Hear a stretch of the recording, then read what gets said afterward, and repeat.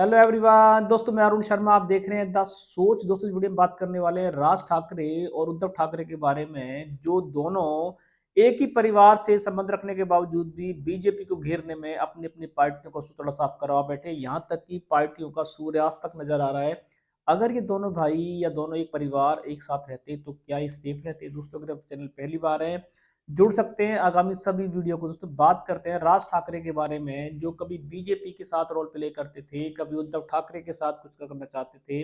उन्होंने अपनी पार्टी बनाई और वो इस बार महाराष्ट्र की राजनीति में किंग मेकर बनना चाहते थे, जिसके चलते उन्होंने उद्धव ठाकरे पे बहुत सारे सवाल खड़े करे थे।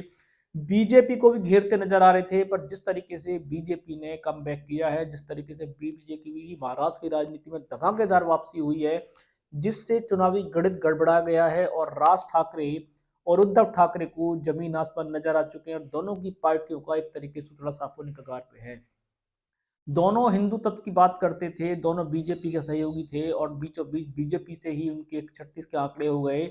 और बीजेपी को घेरने के लिए ही इन्होंने 5 साल अभियान चलाया, पर 5 साल अभियान चलाने के बावजूद भी दोनों जमीन पे आके गिरे हैं। अब अगर इस मुद्दे की बात यह है, जिस तरीके से राज ठाकरे की सेना और बाल ठाकरे के पुत्र उद्धव ठाकरे की सेना अगर साथ लड़ते, कि बीजेपी का जो नारा महाराष्ट्र की राजनीति में चल रहा था, कटोगे तो बटोगे, जिस पे अजित पवार ने भी सवाल उठाए थे और योगी ने जमकर प्रचार किया था, मोदी जी ने प्रचार किया था। अगर ये नारा महाराष्ट्र की राजनीति में दो भाइयों को समझ में आ जाता कि अगर ये दोनों सेफ रहते और मिलकर चुनाव लड़ते, भले ही कांग्रेस के साथ नहीं लड़ते, तो शायद महाराष्ट्र की राजनीति में कुछ नया चमत्कार हो सकता था और ये दोनों परिवार, दोनों भाई चाचा एक साथ सेफ हो जाते। तो इनको इस करारी हार से शायद बीजेपी का ये नारा दोहराने की जरूरत है कि एक रहेंगे तो सेफ रहेंगे। और इन्होंने महाराष्ट्र की राजनीति में जिस तरीके से अलग अलग अपने अपने सियासी दाव चले और अलग अलग बीजेपी को घेरने की कोशिश की, जिसमें ये नाकाम हुए। अगर ये नारा बीजेपी ने शायद इसके परिवार को ही लगाया था कि अगर ये दोनों परिवार एक साथ जुड़ जाते और बीजेपी को घेरते, तो महाराष्ट्र की राजनीति में राज ठाकरे और बाल ठाकरे के पुत्र देखा जाए उद्धव ठाकरे का अच्छी वापसी हो सकती थी और वो बीजेपी को सरकार बनाने से रोक सकते थे, जिस तरीके से उनके सियासी दाव चल रहे थे। पर राज ठाकरे ने अपनी अलग गाड़ी चलाई, उद्धव ठाकरे ने अपनी अलग गाड़ी चलाई और दोनों एक दूसरे पे ही उलझ जुलूल बयान देते रहे। वो उसको नकली हिंदू बताते रहे, वो उसको नकली शिवसेना बताते रहे, जिसका बीजेपी ने भरपूर फायदा उठाया और बीजेपी ने इन दोनों में आग का डालने के लिए घी का काम किया। बीजेपी ने जमकर प्रचार किया, कटोगे बटोगे नारे पे बीजेपी तो जुड़ गई, पर ये दोनों परिवार कटते चले गए और जिस तरीके से कटने के कगार पे इनकी हार हुई है, ये हार इन परिवारों के लिए सबसे बड़े मंथन का विषय है कि जीत हार तो एक पहलू है, वो तो हो सकता है, पर पार्टी के सूतड़े साफ हो जाने की कगार पे आना ये सबसे बड़ा मंथन है। और अगर ये परिवार इस हार से कुछ सबक लेते हैं, कटोगे बटोगे नारे से सबक लेते हैं, तो शायद उनको सेफ होने की जरूरत है। महाराष्ट्र में एक साथ चुनाव लड़ने की जरूरत है, ताकि महाराष्ट्र की राजनीति में ये किसी परिचय का मोहताज ना हो जाए।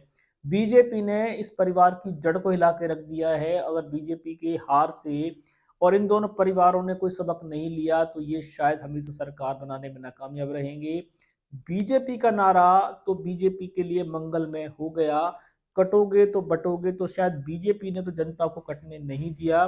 शायद बीजेपी का इस नारे का प्रयोग ये नहीं कर पाए। अगर ये दो भाई कटोगे और बटोगे नारे पे रहते, तो दोनों परिवार एक साथ बीजेपी को जोड़ तोड़ अगर हरा भी नहीं पाते, तो अच्छा प्रदर्शन करते और शायद बीजेपी को विपक्ष के रूप में ये बैठे नजर आते। पर दोनों ने एक दूसरे को हिंदू असली बताने की कोशिश की, दोनों एक दूसरे पे सवाल खड़े करते रहे और आज महाराष्ट्र की राजनीति में इस परिवार का जो हाल हुआ है, वो शब्दों में बयान नहीं किया जा सकता कि एक परिवार तक की तो पार्टी मान्यता रद्द होने की कगार पे है। राज ठाकरे ने इस सियासी हार से बहुत बड़ा सबक लेने की जरूरत है, या संन्यास लेने की जरूरत है, या पार्टी को बना के भाइयों के साथ एक परिवार को एक साथ सेफ रहने की जरूरत है, अगर वो महाराष्ट्र की राजनीति में दोबारा से अपना नाम कुछ करना चाहते। दोस्तों, इस रुझान पे नजर बना के रखेंगे कि कटोगे बटोगे नारे का असली रूप तो बीजेपी ने किया। दोनों भाई इस नारे के खिलाफ चलते रहे और देखा जाए तो बीजेपी ने इन दोनों भाइयों का जो फूट का फायदा था वो असली तरीके से उठाया। और ये दोनों भाई अगर कटोगे पटोगे की जगह रहते तो शायद सेफ रहते। तो अब इनको एक संदेश जाता है कि सेफ तभी रह सकते हैं जब वो एक साथ हैं, नहीं तो ये बीजेपी और अन्य दल इनको ऐसे ही पछाड़ते रहेंगे। दूसरे रुझान पे नज़र बना के रखेंगे। कोई नया अपडेट होगा समय से पहले बताएंगे। अगर आप चैनल पहली बार हैं, जुड़ सकते हैं आगामी सभी वीडियो को, जिसमें मैं अरुण शर्मा लूंगा नई सोच के साथ। अपना ध्यान रखें। नमस्कार।